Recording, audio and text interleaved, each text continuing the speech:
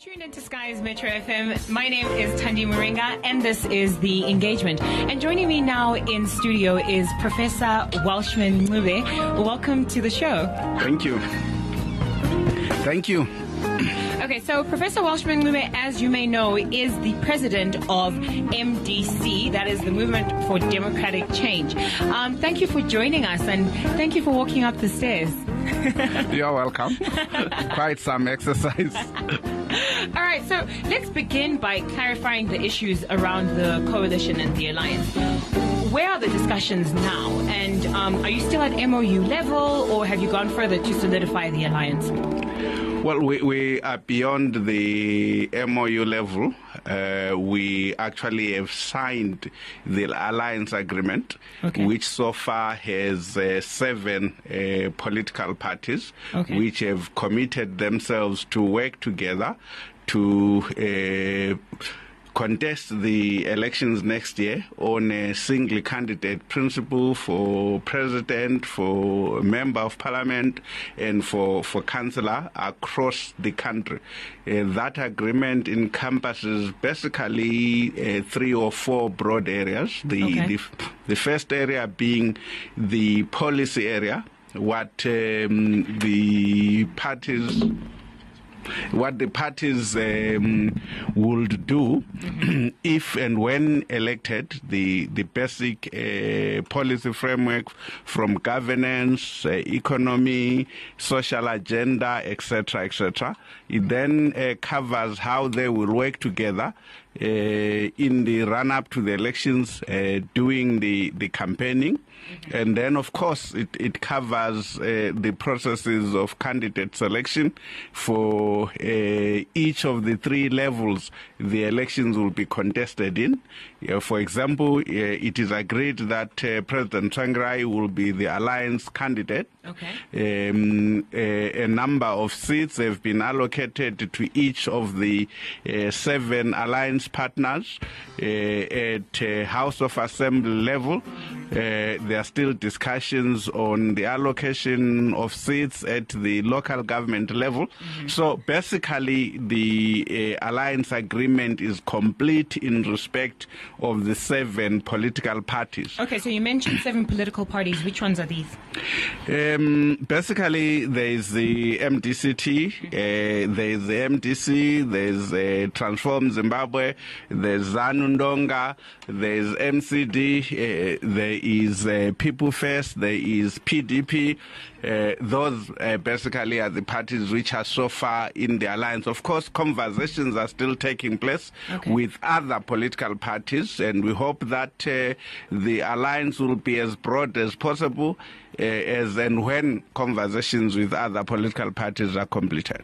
Okay, so at the last meeting that you had of the alliance that really got a lot of media coverage, we saw an alliance that was made up of men only. Where are the women? Yes, it is correct that the speakers, the main speakers representing the 7 political parties who spoke were, of course, male, by virtue of the fact that those 7 political parties have presidents who are men. But there were several women who also spoke as part of the solidarity section from civil society. There were 3 or 4 organizations which were represented by women in presenting their solidarity messages.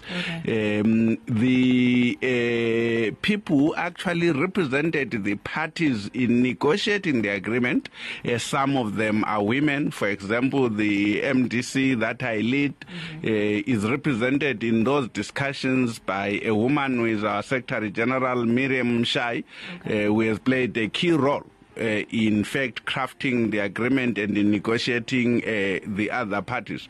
And of course, when the structures of the alliance are put in place, there will be critical committees, there will be committees on strategy, committees on international relations. Will we see women in the leadership, like in the top brass of the alliance? Will there be women? That is what I'm getting to, that some of these committees inevitably will be chaired by women, will have significant numbers of women in its membership.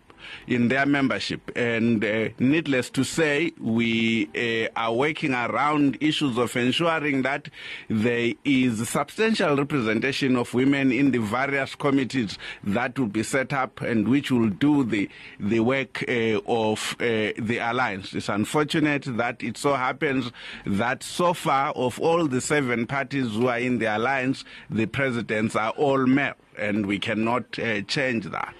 Okay, so on that conversation of presidential candidates, now obviously each one of those parties had deputies. So if you look at like MDCT, they had deputies, you had Coupe, you had Chamisa and all those people.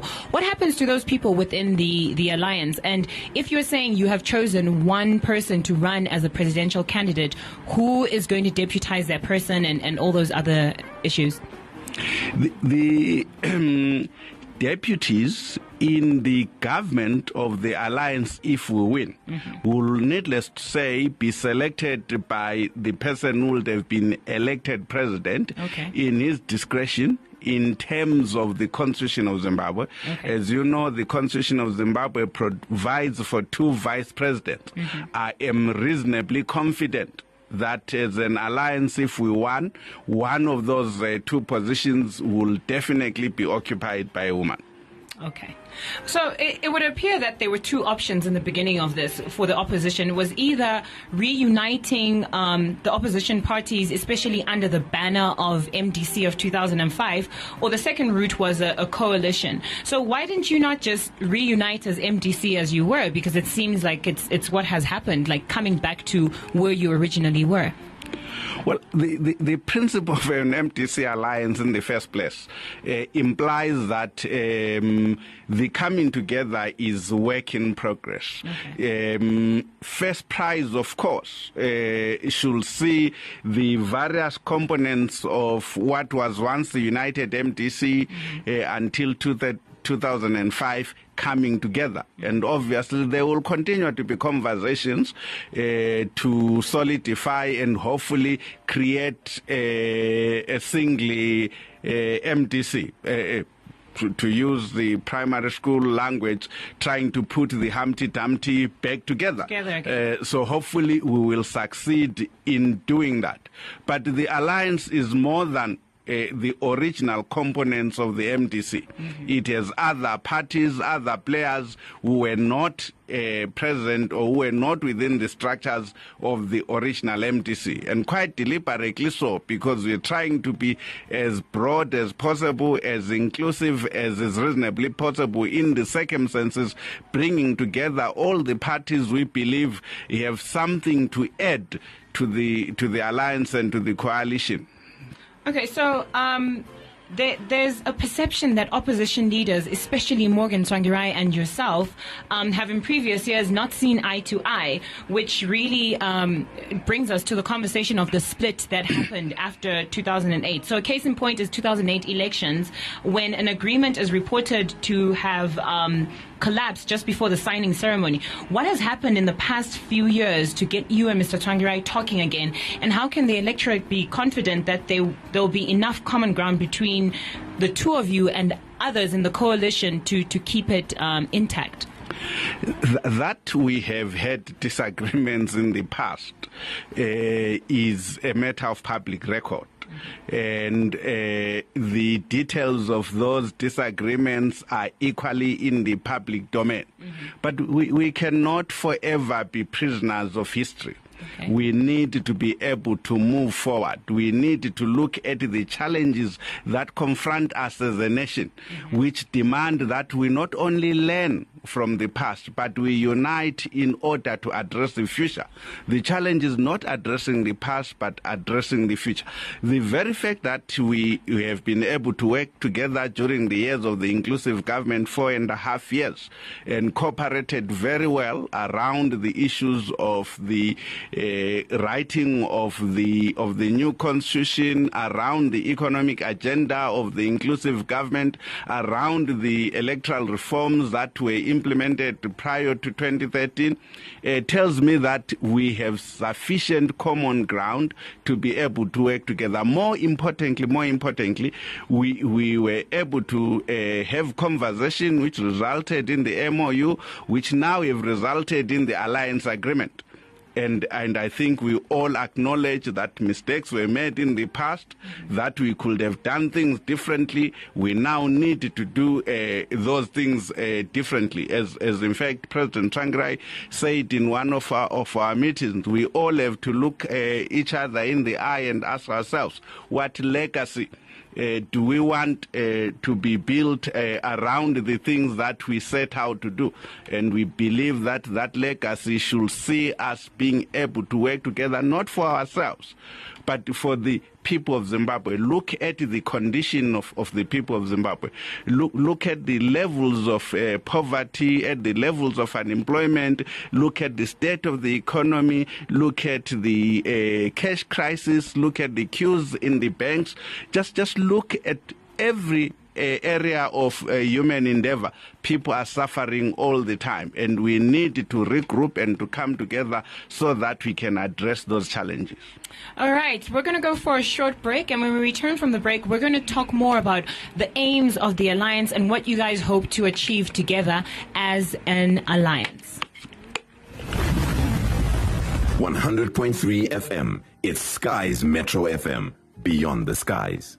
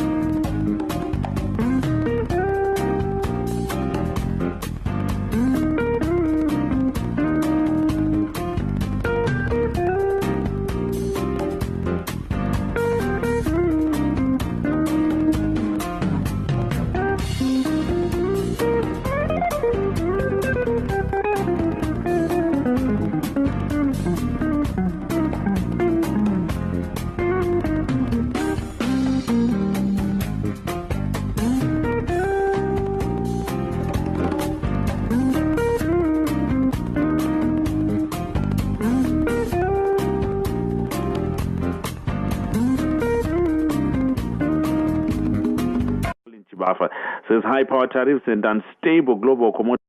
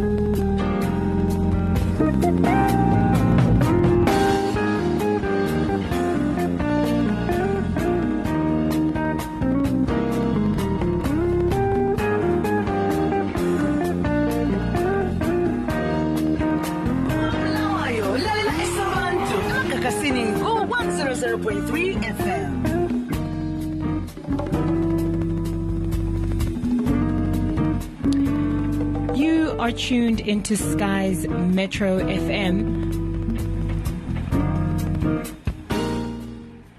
You're tuned into Skies Metro FM. My name is Thandi Muringa, and today joining me in studio is Professor Welshman Ncube, who is the president of the MDC party. So before we went on the break, we had touched a bit on the past failures of MDC and then coming back together in a coalition to say, how can people trust that having previously been a single unit and then split up, that won't happen again, or we won't have a repeat of previous situations? What is the trust that we can place on the party? But perhaps maybe moving forward, one thing that I wanted to ask is, we've had so much conversation from the alliance, from a lot of opposition parties on removing ZANU-PF from power. But beyond removing ZANU-PF from power, what else brings the parties together? And do you have a shared understanding about what you will do if you win in 2018?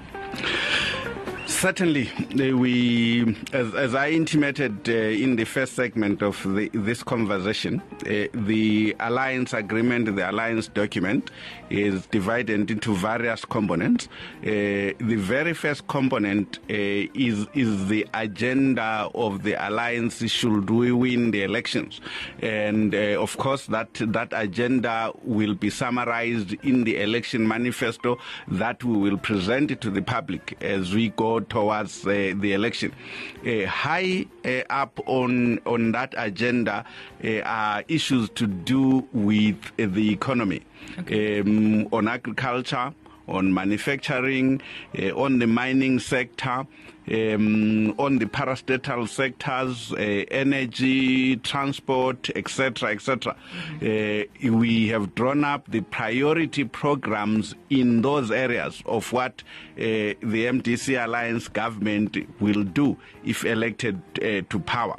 We then, of course, have the social agenda, which is around issues of health delivery, issues of education, issues of social welfare, issues of labor rights, etc., etc. Again, we have the priorities are agreed in those areas.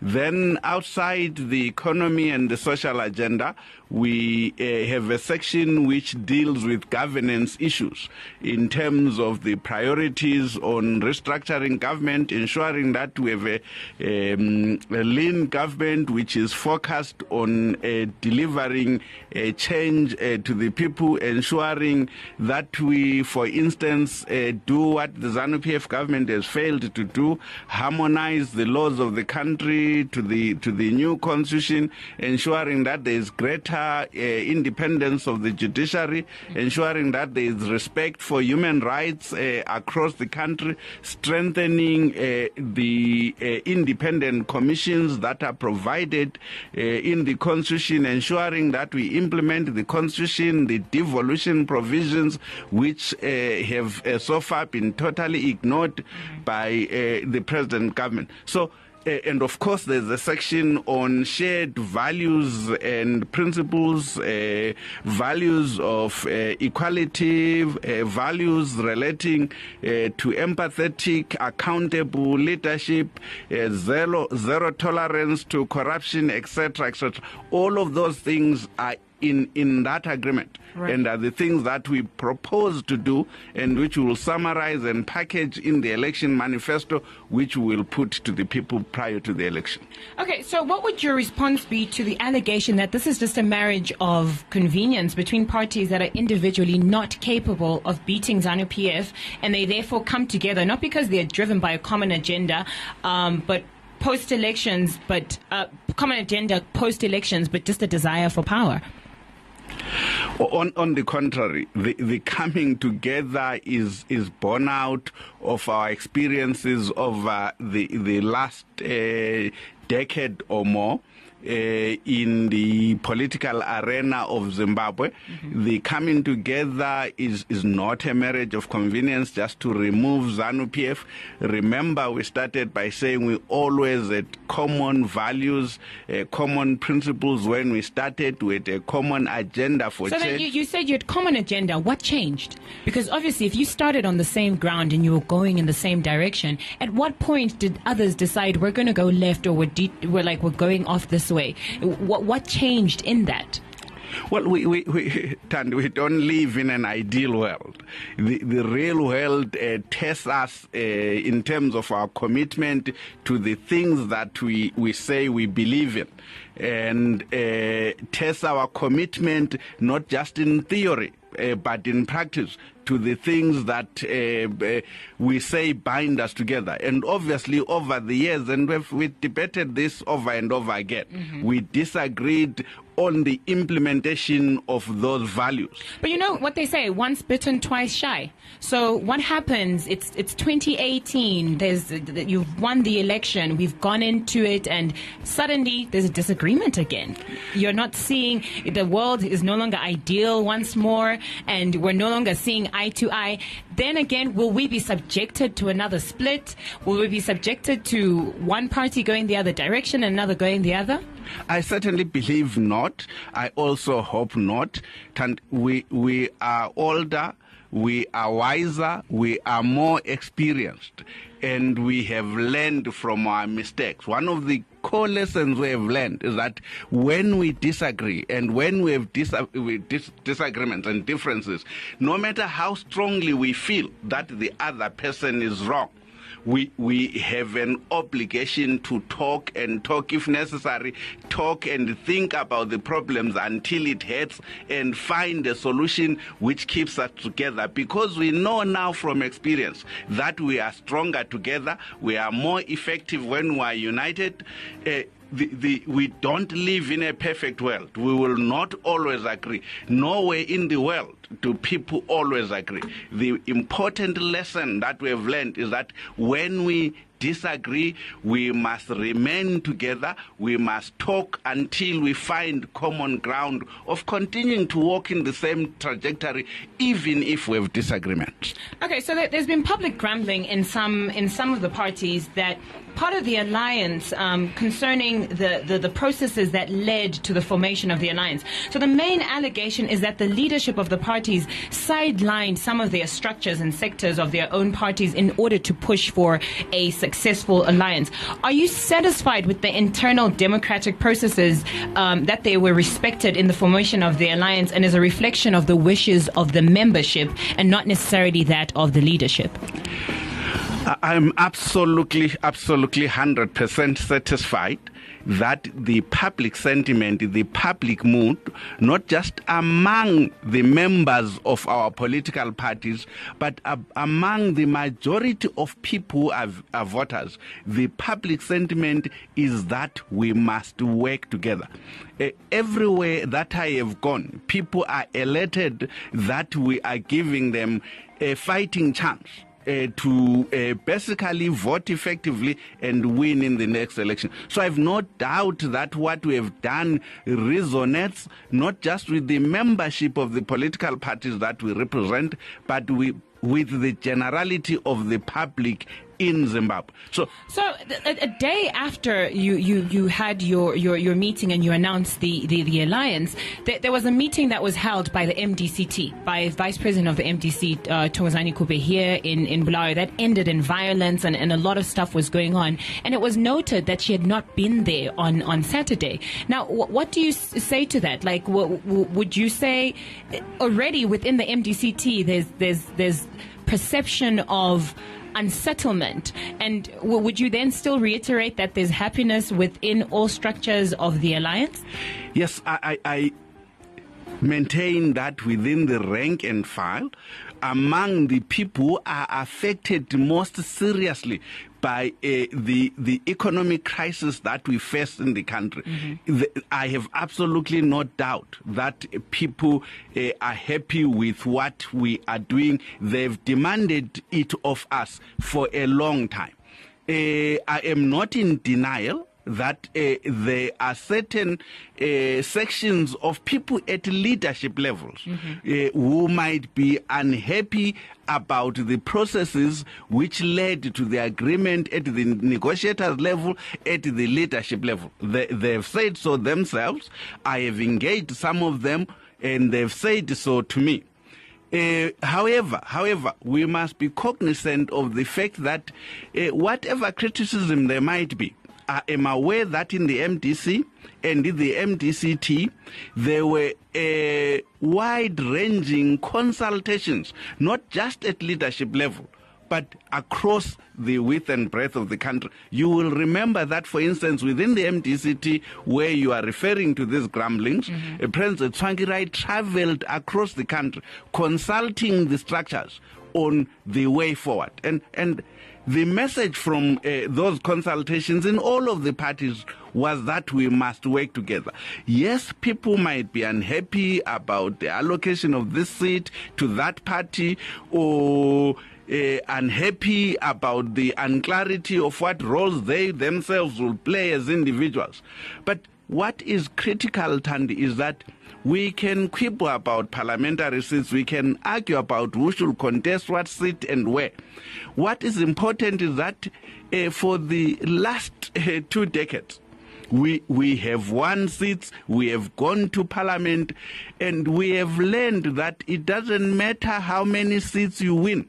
As long as you don't capture the presidency, you are not going to deliver change to the ordinary person in this country. So you mentioned that there is grumblings and there is people who are not satisfied. Are you not worried that that's going to cause splits and then they will create parallel structures? So in cases where you have said, okay, as overall as MDC Alliance, we have agreed that we're not going to field candidates in this area because this party has the single candidate.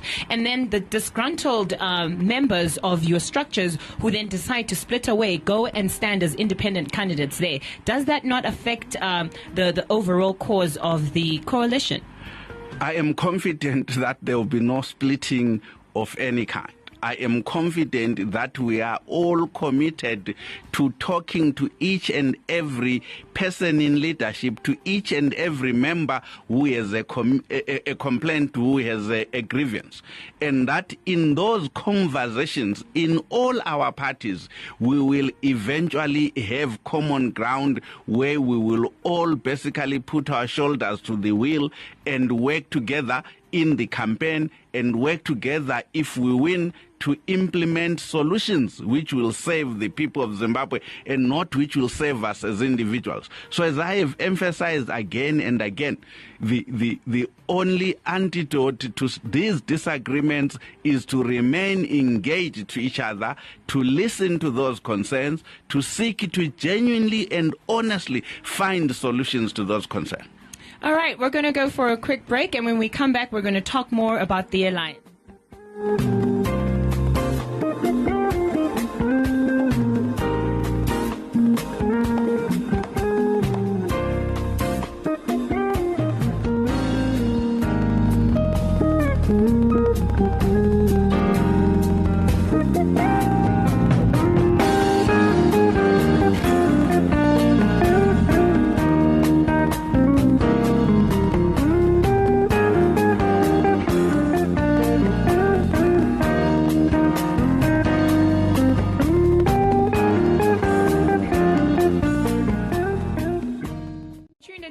Metro FM. My name is Thandi Muringa, and this is The Engagement. And joining me now in studio is Professor Welshman Ncube.